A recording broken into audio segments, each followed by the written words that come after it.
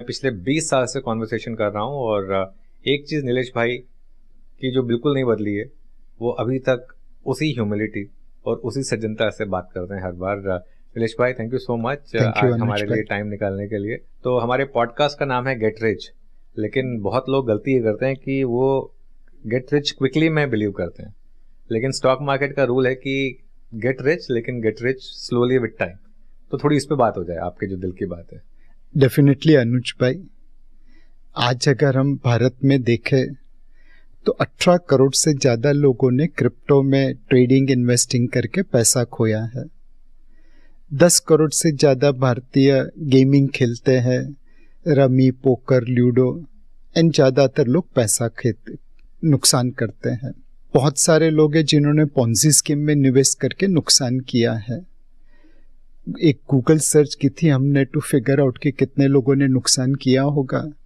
Prima facie analysis 2 crore लोगों ने 2 लाख करोड़ से ज़्यादा पैसा खोया है। एंड अभी कुछ समय पहले सेबी ने भी रिसर्च करके कहा था कि 90% लोग जो एफएनओ में ट्रेडिंग करते हैं वो भी नुकसान करते हैं। Gaming, crypto, Ponzi schemes, FnO tradings, scams, ये सारी चीज़ें देखें तो गेट रिच क्विकली में लोगों ने नुकसान ही किया है। ये नीलेश भाई, एक चीज़ बताइए, हमने जब से वो वार्निंग दिखाना शुरू किया है कि 90% FnO traders lose money, FnO के वॉल्यूम्स और बढ़ गए हैं। और क्रिप्टो पे जब से वो थोड़ी सी टाइटनेस आई थी, तब से और ज़्यादा लोगों ने पूछना शुरू कर दिया कि क्रिप्टो में कैसे इन्वेस्ट करते हैं। तो ये क्या एक साइकोलॉजी का गेम है कि आपको एक चीज़ अगर बताई जाए कि वो ख़राब है तो आपको वही करनी है, ऐसा कुछ है क्या? और मैं इसमें यहाँ ये नहीं कह रहा हूँ कि एफएनओ ख़राब है, लेकिन मतलब एक रिकॉर्ड तो बताता है कि ख़राब है। एक है कि लोगों को हमेशा लालच ड्राइव करती है, और जब वो देखते हैं टीवी पे एडवर्टाइजमेंट के माध्यम से या कोई फाइनेंशियल इन्फ्लुएंसर के थ्रू या कोई अपने नज़दीकी सर्कल में बात करके कि भाई मैंने ट्रेडिंग में पैसा बनाया, क्रिप्टो में पैसा बनाया, पोंजी में इतना गारंटेड रिटर्न है, तो लालच आपके ऊपर हावी हो जाता है। इनफैक्ट किसी ने वॉरेन बफे से पूछा कि सर, आपके बारे में तो इतना सारा लिखा गया है, तो क्या कोई ऐसी चीज आपके बारे में जो लोगों को मालूम नहीं है, बिकॉज आपके जैसा दूसरा निवेशक तो पैदा नहीं हुआ। तो वॉरेन बफे ने कहा कि मैं जो करता हूँ वो पूरी दुनिया को मालूम है, बट मेरी जो प्रोसेस है उसमें रिजल्ट बड़ी देरी से आता है। उसके लिए संयम की जरूरत है, पेशेंस की जरूरत है। उतना संयम और पेशेंस किसी और के पास नहीं है, इसलिए दूसरा वॉरेन बफे पैदा नहीं हुआ, ना कि वॉरेन बफे कैसे बन सकते वो लोगों को मालूम नहीं है।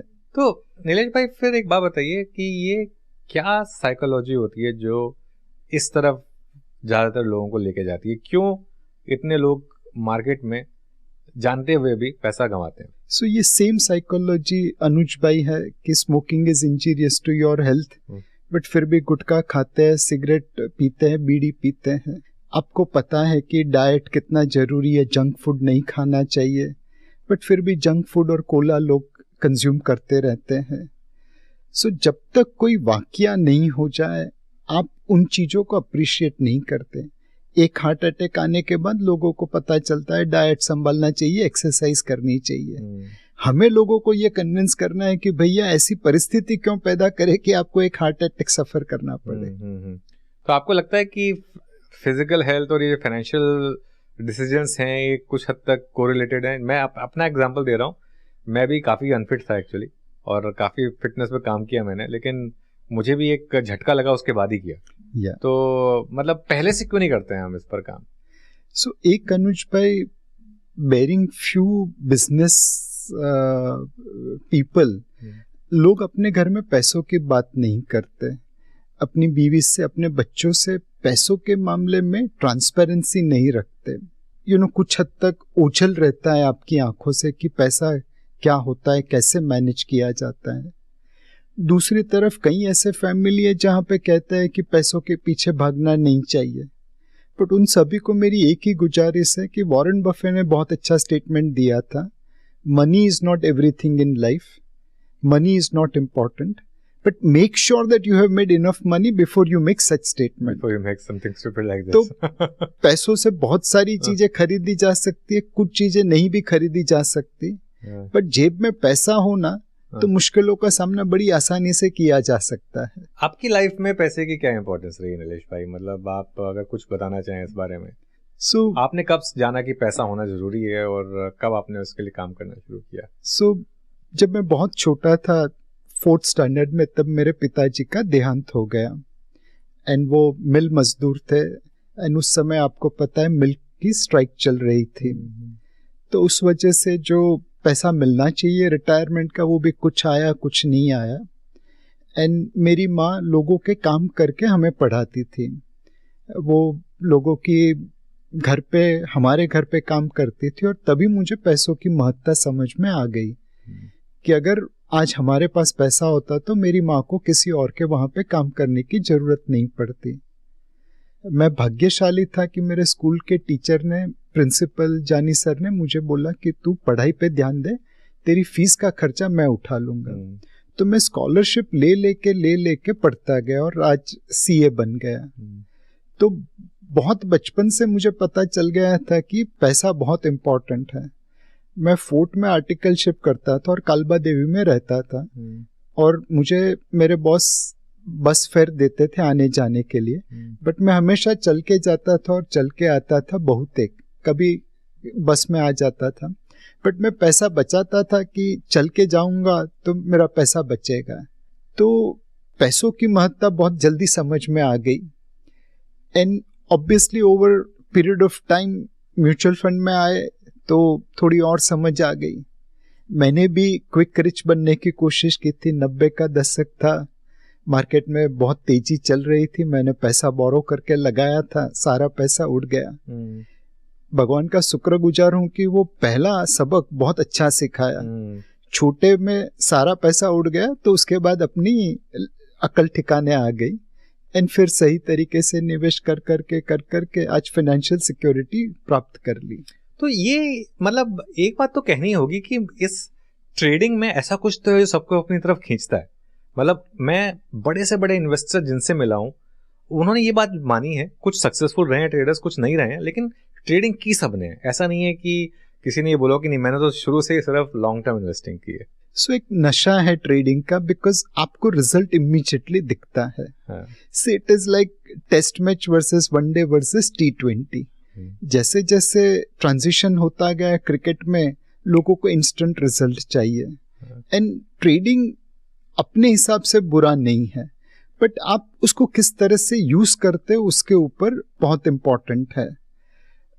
ट्रेडिंग में मतलब 3-4 out of 10 you will be right. Stop loss is very critical, discipline is very critical. वहां पे एवरेजिंग करने का कोई मतलब नहीं है। ट्रेडिंग इसलिए बुरा बनता है बिकॉज लोग स्टॉप लॉस की जगह पे एवरेजिंग करते हैं, ट्रेडिंग को इन्वेस्टमेंट बना देते हैं जब वो नुकसान में चला जाता है। सो अगर आपके पास डिसिप्लिन है तो ट्रेडिंग कर सकते हैं, अगर डिसिप्लिन नहीं है तो फिर ट्रेडिंग से परहेज करना चाहिए। बहुत शानदार बात कही आपने, और बिल्कुल देखिए बुरी कुछ भी चीज़ नहीं अगर आप उसको ढंग से डिसिप्लिन के साथ करना जानते हैं। तो नीलेश भाई, तो क्योंकि आपने ये बात कही, थोड़ी इमोशनल स्टोरी रही आपकी, तो क्या अब आप अपने घर में अपनी वाइफ से और बच्चों से रेगुलरली फाइनेंशियल्स के बारे में बात करते हैं? क्या एक टाइम देते हैं अलग से कि नहीं सबको घर में इस बारे में बात करनी है कि फाइनेंशियल के बारे में और इन्वेस्टमेंट्स के बारे में? कुछ हद तक रेगुलेशंस ने हमारा काम इजी कर दिया। 100 रुपया कमाता हूँ, 40 रुपया टैक्स वाला लेके जाता है, 60 रुपया बचता है, 10 रुपया NPS में डालता हूँ, 10 रुपया EPFO में डालता हूँ, तो 40 रुपया बचता है। उसमें से 20 रुपया skin in the game circular में अपने ही म्यूचुअल फंड में निवेश करता हूँ, बाकी 20 रुपया बच गया वो बीवी को दे देता हूँ। तो बीवी और बच्चों को पूरा मालूम है पापा का NPS कहाँ पे, EPFO कहाँ पे और कौन से म्यूचुअल फंड में क्या निवेश किया है। बट मोर इम्पोर्टेंटली मतलब बच्चों के साथ और पत्नी के साथ आपकी फाइनेंशियल पोजीशन शेयर करना बहुत ज़रूरी है।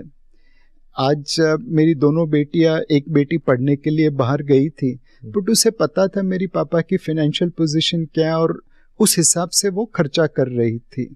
हमेशा हमने मतलब लोगों, बच्चों को, बीवी को यही सिखाया है कि हमारे पास इनफ पैसा है, बट हमें पैसों की रिस्पेक्ट करनी चाहिए, फिजूल खर्ची नहीं करनी चाहिए। जितना पैसा बचा सकते हैं अच्छी बात है, एंड अगर अपने पास कोई ज़्यादा पैसा हो गया तो हम अच्छे कार्य में उसका उपयोग कर सकते हैं। अभी मैंने एक मतलब पुरानी कहावत है कि आप 1 पैसा दो, ऊपर वाला 10,000 देगा। तो ये एक्चुअल रियल लाइफ में हमने देखा है कि आप जितना अच्छे कार्य के लिए पैसों का उपयोग करते हो, भगवान ऊपर से दे ही देता है। मैं इसी पर आ रहा था। नॉर्मली आप थोड़ा इस बारे में खैर ऑब्वियसली कम ही बात करेंगे, लेकिन क्योंकि आपने वो बुरा वक्त देखा है, तो आप किस तरीके से सोसाइटी को गिव बैक करते हैं, monetarily, non monetarily?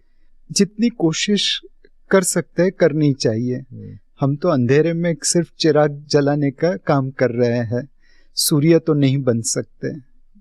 So there are some NGOs जहाँ पे मैं एसोसिएटेड हूँ, तो मेरे कनेक्ट से मेरे सर्कल में दोस्त है, कंपनीज है, प्रमोटर्स है जिनको मैं जानता हूँ, उनको रिक्वेस्ट करता हूँ उस अच्छे कार्य के लिए उपयोग करने के लिए। हमारी कंपनी की CSR एक्टिविटी है, वहाँ पे भी हम लोग प्रयत्न करते हैं कि पैसों के साथ साथ समय भी दे पाए। तीसरी चीज मतलब जो मुझे बहुत अच्छी लगी थी कि मुझे किसी ने पढ़ाया तो मैं आज यहाँ पे पहुँच गया। बिल्कुल। तो कैसे मैं उन लोगों की मदद कर सकूं जो पढ़ने में तेज है, एंड हम उन्हें सहायता कर सके ताकि वो लोग अपनी पढ़ाई कंप्लीट कर सके। एक पढ़ा लिखा इंसान अपनी फैमिली को ऊपर लेके आ जाएगा। क्योंकि आपने अपनी लाइफ में इसकी अहमियत समझी और आपको लकीली कोई मिला इस तरह से आपका हैंड होल्ड करने के लिए, पढ़ाने के लिए। क्या ये एक फैक्टर रहा कि आपको लगा कि अगर मुझे अब ऐसे 10 लोगों की और हेल्प करनी है जिनको कि मैं आगे पढ़ा सकूं? डेफिनेटली, मतलब 10 फिर आगे 100 और आगे 1000, ये जर्नी चलती रहनी चाहिए। If you give a man a fish that will help him for a day, if you teach him fishing that will help him for life. तो हमारा मकसद यही है कि लोगों को अच्छी तरह से पढ़ाई करा सके ताकि वो लोग दुनिया के लिए काबिल बन जाए। एंड ये जो फाइनेंशियल एजुकेशन है वो भी कम नहीं है। बहुत सारे लोग हैं जो अपने पैसे को बैंक फिक्स डिपॉजिट में रखते हैं जहाँ पे इन्फ्लेशन के आसपास से रिटर्न मिलता है, वेल्थ क्रिएट नहीं होती। बहुत सारे लोग लालची बन जाते हैं और crypto, Ponzi, FNO trading, gaming, ये सारी चीज़ों में खर्चा करते हैं।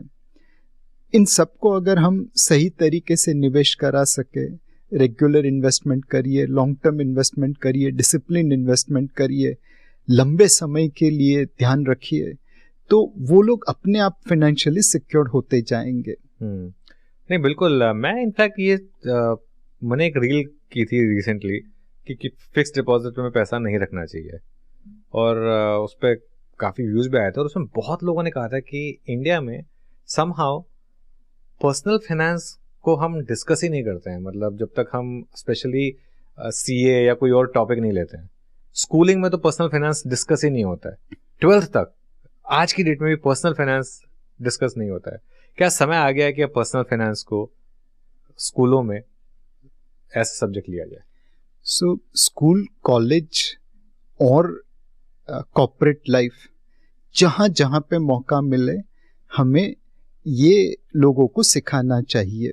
मतलब अनुज भाई, एक किस्सा कहना चाहता हूँ। जब 1929 में ग्रेट डिप्रेशन आया था, उस समय अमेरिकन डॉलर गोल्ड स्टैंडर्ड पे था।